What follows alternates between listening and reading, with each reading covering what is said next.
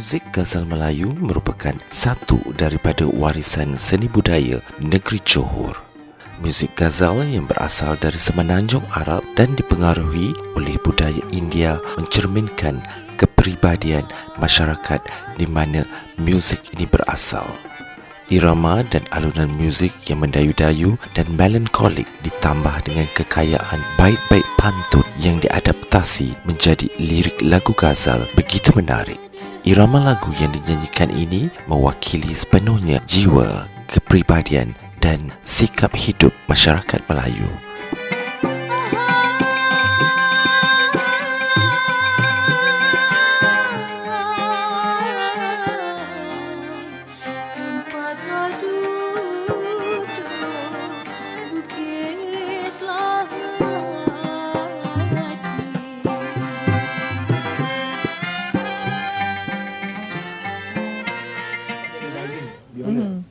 Yang tu bass, yang belakang sana gitar, tambrin, marakas.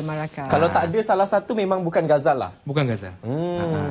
Untuk Kak Ramla sendiri, ghazal ni mungkin ada cengkok ataupun lenggoknya tersendiri. Kalau tak ada benda tu, saya difahamkan memang bukan ghazal lah. Sudah tentu. Sebab apa, macam orang cakap kan, lenggok macam ada orang tu mungkin tak dapat beza antara lenggok asli dan lenggok ghazal, dia berlainan. Jadi bagi yang memahami mungkin tahulah lenggok ghazal tu lain, lenggok asli tu lain. Macam mana? Macam mana? Mari belajar ghazal. Sikit. Okey, saya langsung. Serimah ligai di tamanlah raja. Hai di taman raja. Itu ghazal. Kira Parsi dia.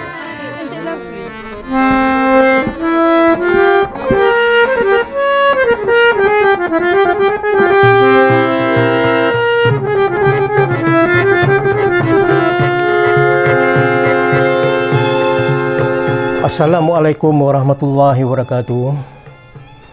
Saya Abdul Rashid bin Sani, yang merupakan seorang peminat dan aktivis dalam muzik ghazal. Berumur 63 tahun. Saya dilahirkan pada 1957 di Batu Pahat, Johor. Pengalaman saya dalam bidang seni ghazal Johor ni. Yang pertama, saya bermula daripada kanak-kanak lagi. Jadi saya pada ketika itu masih kanak-kanak lagi dah mengikuti latihan yang ghazal yang diadakan oleh orang-orang tua di kampung.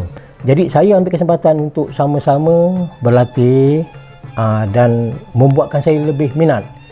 Sehingga saya mencari guru untuk belajar. Sehingga saya bermain terus, saya mengadakan menubuhkan kumpulan ghazal sendiri, di antaranya kumpulan Sri Warisan Ghazal Batu Pahat, dan saya banyak mengikuti juga ada kumpulan-kumpulan lain seperti Sri Sepakat Ghazal Yomping. Itu pengalaman saya yang saya tak boleh lupakan lah sehingga hari ini. Saya berkecimpung dalam muzik tradisional ghazal Johor ni, yang membuatkan saya berkecimpung sebab mungkin salah satu sebabnya naluri diri saya membuatkan saya berminat sangat dalam muzik ghazal ni.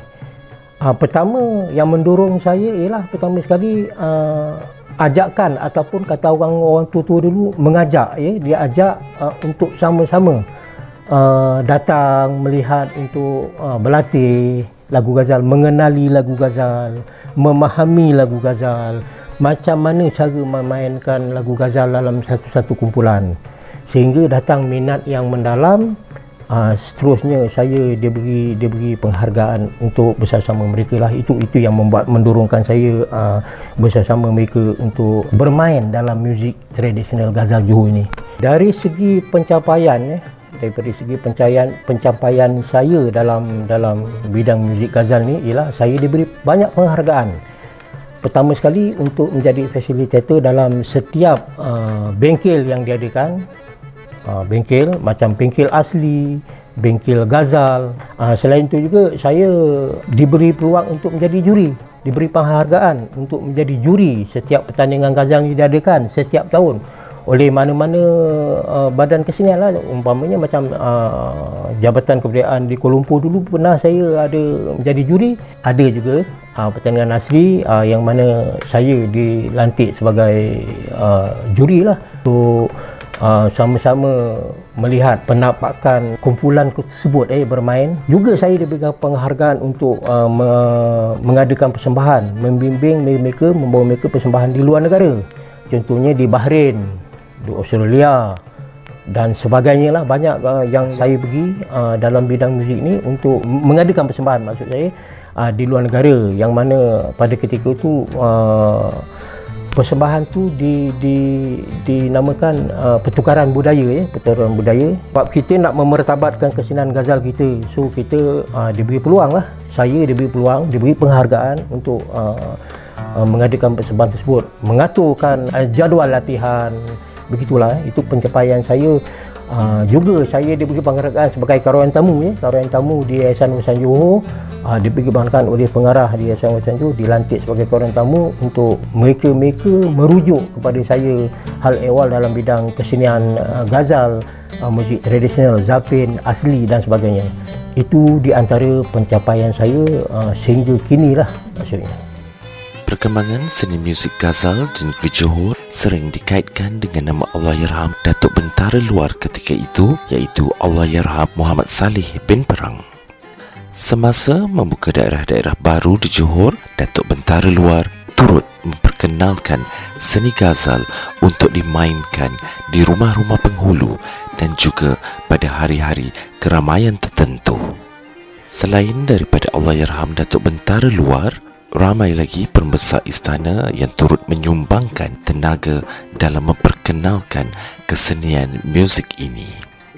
Di antaranya ialah Engku Ahmad bin Engku Muhammad Khalid atau lebih dikenali dengan nama Engku Cik, Engku Muhammad bin Muhammad Khalid, Engku Sulaiman bin Daud dan Engku Abdul Aziz bin Abdul Majid.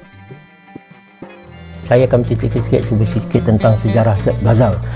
Kemasukan Ghazal di negeri Johor berpunca daripada orang panggil dia Pak Lomak atau nama sebenarnya kena Musa bin Yusof.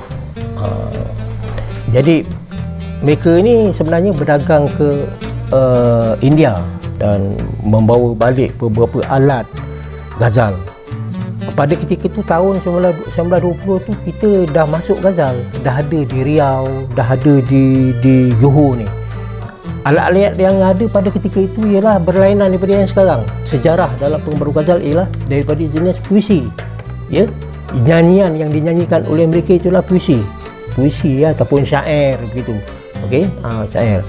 Jadi kemasukan sejarahnya Ghazal di Johor telah dibawa oleh Pak Lomak dan dibawa sekali dengan jurulatih di India. Ya, okey. Pada ketika itu ada saringgi, alat saringgi ada kecapi Jepun dan sebagainya. Tapi oleh kerana Pak Lomak orang yang bertanggungjawab, dialah yang bertanggungjawab di dalam menyemarakkan ataupun melahirkan sesebuah kumpulan Ghazal pada ketika itu. Jadi diubah suai, ditiadakan saringgi itu, ditiadakan alat saringgi kecapi Jepun tu sekitar tahun yang dah baru lah, 50, 60 dah tak ada. Selepas tu masuk ke 60 lebih sehingga nak masuk ke umur ke 70 lebih, digantikan gambar sini, ud yang ini, ud digantikan kepada gambar sumber yang kecil tu. Permainan ialah mengikut sejarah dilahirkan oleh Pak Lomak, cara bermain.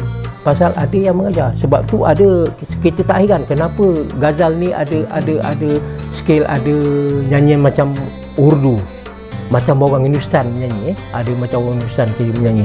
Sebab tu kalau di Pak Rashid tunjukkan kat sini, saya tunjukkan sini. Hati ronceng bertambah pilu.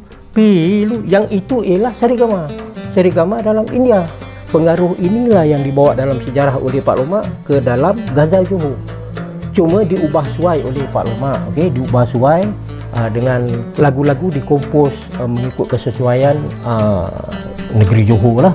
Baik, saya ceritakan sikit tentang peralatan muzik, berapa kuantiti ataupun peralatan yang main dalam sebuah kumpulan ghazal pada ketika selepas dikeluarkan alat saringgih, kecapi Jepun dan sebagainya pada ketika itu. Jadi conformation maknanya kedudukan ghazal tu bukan alat muzik. Maksud saya ialah yang pertama sekali peti harmonium. Ya, peti harmonium, ada tabla, ada violin, ada gambus ataupun oud, ada gitar, ada marakas dan ada tamburin. Jadi berapa tu? 7 alat. Jadi ditaruhkan dengan penyanyi. Biasa kalau dulu pada tahun awal-awal dulu penyanyi akan ada 3. Maknanya kuantiti dia, maknanya keseluruhan ada 10 orang. Membawa maksud 2 penyanyi perempuan, 1 penyanyi lelaki. Sehingga kini peralatan muzik tu tidak berubah. Baik, saya cerita sikit tentang patah lagu ghazal. Sedia maklum bahawa kita tidak boleh larikan diri daripada dengan cara nyanyian kita yang dipengaruh pengaruh daripada India. Kita tak boleh lari. Sebabnya kenapa? Sebab kita ada peti harmonium, kita ada tabla. Jadi nyanyian tu ada sikit pengaruh. Saya cuba tunjukkan contoh dia. Saya ambil dekat chorus lah, lagu Seri Mesing. Contoh lagu Seri Mesing. Hati ronceng bertambah pilu. Dia merayu. Jadi itu ialah kemelayuan yang merayu tadi. Pilu. Dia merayu. Jadi itu Melayu. Tapi gama yang disebut tadi, hati ronceng bertambah pilu, itu gama. Itu gama. Ya, gama yang di dalam Urdu style ataupun India style yang ada pengaruh yang ada. Begitu daripada patah lagu. Kalau patah lagu yang mendatar, contoh kalau kita ke asli, dia akan jadi lain. Hati ronceng bertambah pilu. Itu asli. Dia menata, tapi ada patah-patah tersendiri. Jadi dalam ghazal ni banyak patah-patah lagu yang dinyanyikan oleh setiap penyanyi. Kemudian kita pergi kepada busana ghazal. Pada hari ini bila kita melihat busana ghazal, bila kita bermain ghazal satu kumpulan, kita akan memakai baju Melayu. Dah tentu baju Melayu Johor, ya. Dia panggilnya apa? Teluk belanga, teluk belanga dengan kain samping bersongkok hitam, mungkin bercapal ataupun memakai kasut. Tapi kalau dulu saya kena pakai yang untuk perform tu, saya kena pakai yang betul lah, pasal persembahan tu untuk DO. Jadi busana tu saya pakai baju sitin. Orang dulu panggil sitin. Kemudian memakai songkok hitam serta berkain pandak. Kain pandak ialah kain benang, kain benang yang dipakai labuh sehingga ke bawah lutut, ke betis. Jadi itulah pakaian rasmi pada ketika itu. Kalau ada persembahan di luar ataupun orang kahwin dan sebagainya, kita ada pakai batik. Kita pakai batik. Pakai batik orang kahwin, ada kena pakai baju batik. Itu persembahan. Begitulah dari segi busana dalam setiap persembahan yang dipakai oleh kumpulan ghazal Johor. Bila kita sebut ghazal Johor, kenapa saya sebut ghazal Johor? Sebab ada ghazal lain. Ya, ada ghazal lain di negeri-negeri lain. Kalau di Johor, kita ghazal Johor, inilah alat yang saya sebut tadi, ya, sebut ghazal, apa cara main, cara nyanyian ghazal Johor. Perbezaan di Kedah ada ghazal, tapi dia panggil ghazal parti. Macam mana ghazal parti? Yes, ghazal parti dia ada bawa juga masing-masing, tapi dia menggunakan alat yang berbeza. Macam mana perbezaan? Ialah dia menggunakan accordion, dia menggunakan conga drum, ya, dia menggunakan bongo, dia menggunakan violin, dia menggunakan ada bass gitar, dia menggunakan oud gambus. Lagu-lagu yang dimain dalam ghazal parti ini bermacam-macam, tapi lebih kepada lagu-lagu irama Arab. Jadi perbezaan yang saya sebut tadi macam di Melaka. Di Melaka ada juga ghazal, tapi pengaruh di Melaka banyak dibawa oleh orang-orang Johor. Cuma Melaka kita terkenal dengan Cak Puncak, kita kenal dengan Cak Lempo pun ada pengaruh daripada Negeri Sembilan. Okey, di Melaka kita ada Dondang Sayang di Melaka, Dondang Sayang. Sebab tu kita sebut Ghazal di Johor, kita tengok macam sama tapi tak serupa. Bila kita sebut senario permainan Ghazal, maksudnya kita bermain Ghazal pada awal tahun 70-an dan kita main Ghazal pada tahun 80, 90 dan sehingga tahun 2020 menjelang tahun 2021. Cara permainan Ghazal, bagaimana kita nak memahami, bagaimana kita nak mengetahui selok-belok cara main Ghazal. Pasal Ghazal ni keperluan dia dah satu tim, dia kena satu tim, bukan kita harap pada penyanyi saja. Tak. Kalau penyanyi tu bagus, yang main tak bagus, fail, maksudnya tak bagus lah. Jadi pada tahun 1970 dah ada kumpulan-kumpulan yang menyerlah, maksudnya dah duduk ke depan. Mereka ni dah buat satu arrangement. Bila buat arrangement Ghazal yang cantik, yang bagus, tak ada masalah.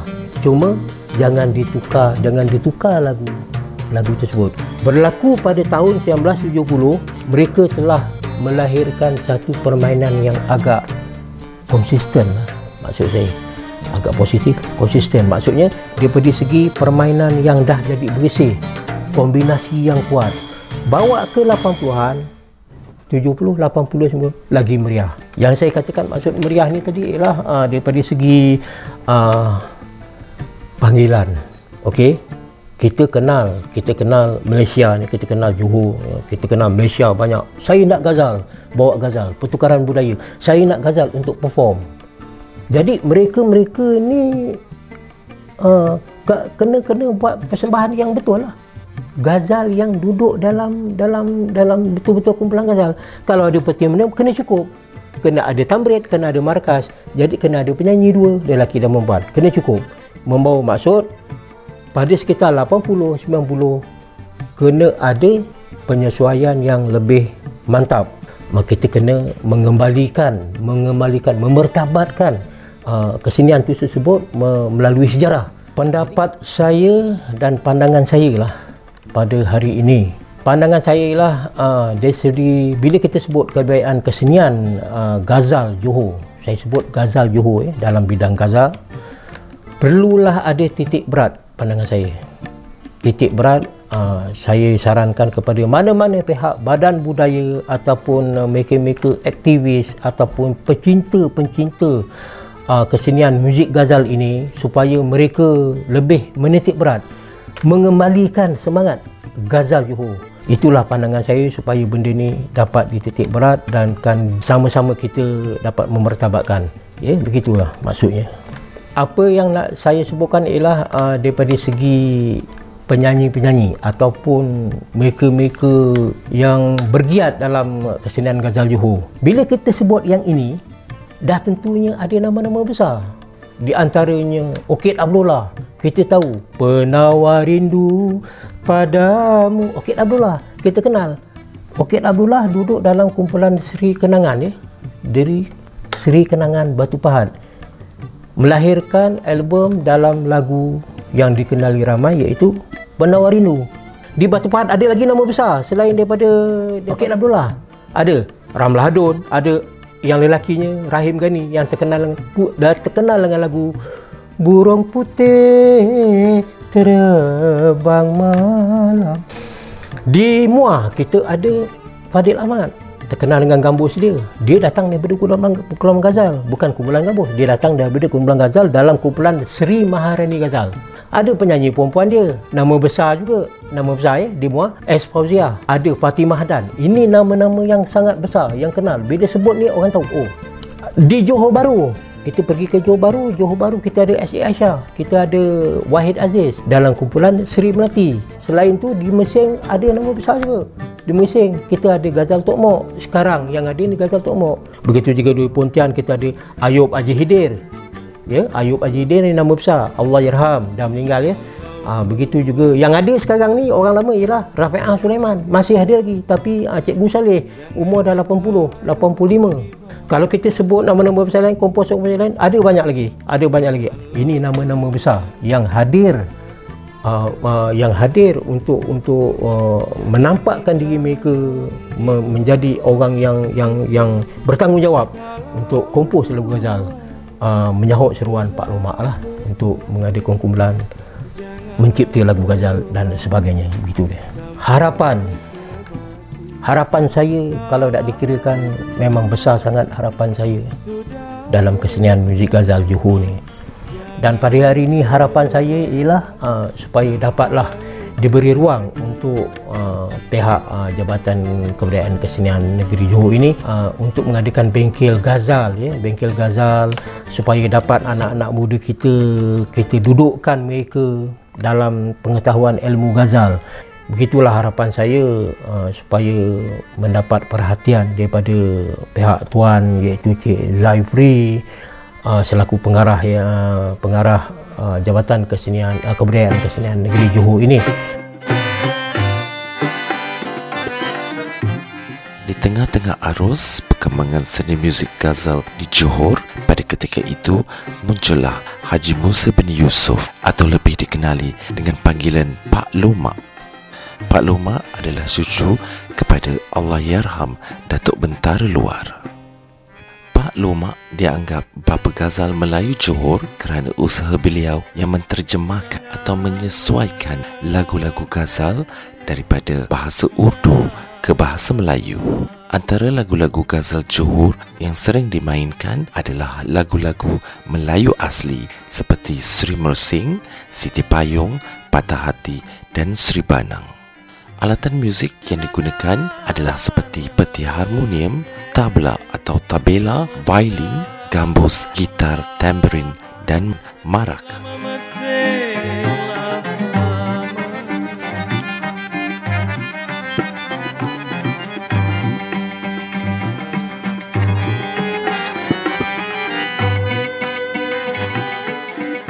Pangahlah yang balik, hailah sayang, bulanlah yang mengambang, bulan mengambang di tengah malam.